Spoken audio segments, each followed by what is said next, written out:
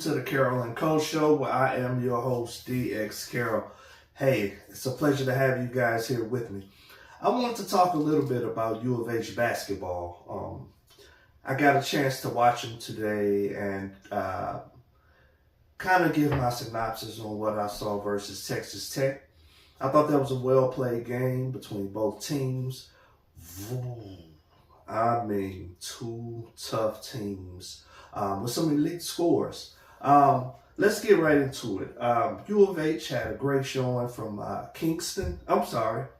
from Flemings. Flemings dropped 42 on them, Sharp dropped 20. Tugler dropped 4, Uzan 6, Cenac 7, Walker 2. This kind of basketball is not going to get it done for U of H if they plan on winning the national championship. It's going to take more than 2 scores in order to compete at the elite level. The game is only going to get tougher as you move into March Madness. It's going to become some half-court basketball. It's going to become some real aggressive basketball. And everybody's going to start reaching their peak at that time. Kingston is a phenomenal player. I swear he's like a man among boys out there.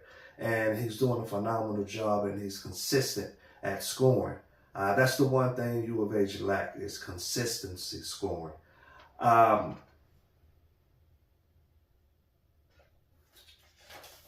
They're going to have to find a way to get the bench involved.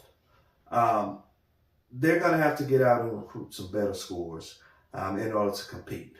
You can't rely on Flemings, who's very consistent, and Sharp, who come through at times. Although we know he's not a creator, he will drop some points for you.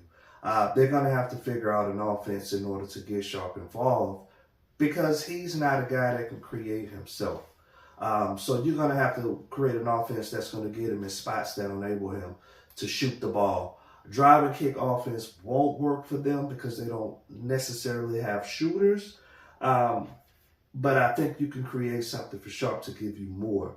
That will take some pressure off. Post play is below average. It makes no sense to go out and recruit these big players and they can't score in the paint.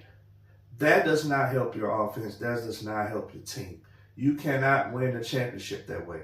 I get it, old school ball, you go get size, especially in the NBA, but it's not going to work in college. And if you do get some size in college, you want to make sure you can get some players that can score in the paint. At this time, you cannot give Flemings a rest at all because you cannot go to the post and rely on post play in order to buy you that time to get him some rest and get his legs back under him.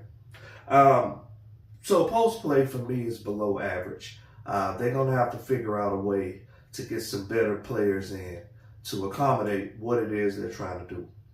And with the style of basketball they play, they're going to have to go into the bench because you're going to need to reserve these guys' legs, especially when it comes to March and trying to get a title run.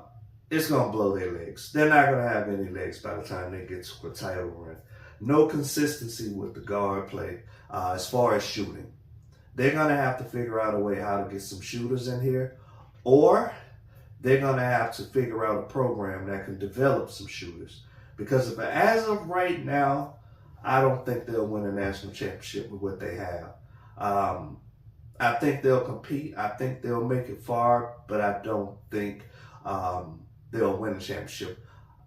They don't have any post presence. They can't guard in the post. And when you start facing elite post, they're going to have trouble. And Texas Tech post gave them a fit today. And I don't think he's an elite post. However, he is good, but he's not elite. So by all means, I don't want to take anything from him because he had a phenomenal game today. But Houston is going to struggle with post play.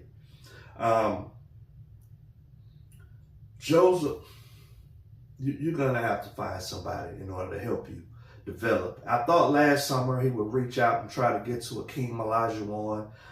You can reach out to Shaq. Your coach have the ability to reach out to a lot of guys. Akeem Olajuwon, I think, will help you tremendously, especially being right here in Houston. He can put you together a plan, and I think If you worked with him last summer, he could start building those blocks to better you every year. But as of right now, you can't score in the post, have no mid-range, and I'm speaking of all the posts at this point. You guys are going to have to figure out how to get better at what it is you do.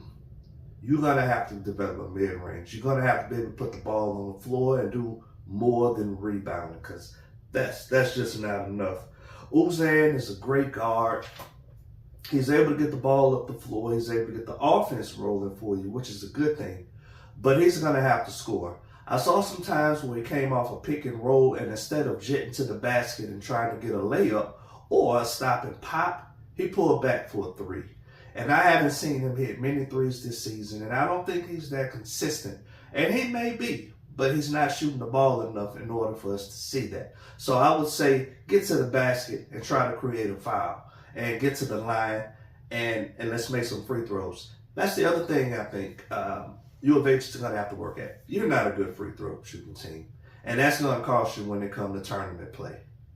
You are going to have to get those easy buckets, and I'm speaking of free throws. I think Coach Sampson is going to have to find a different style of communication with his players. I think he's pulling the best out of them, but at some point he's going to wear them down, fussing. And I think he's giving them a lot of good. He's teaching them a good life lesson. You have to work at what it is you want. You have to work in order to be great.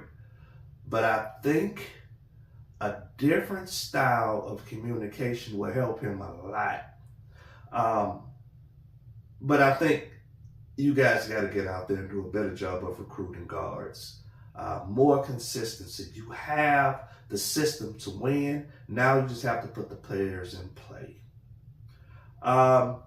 Hey, I'm rooting for them. Go Cougs.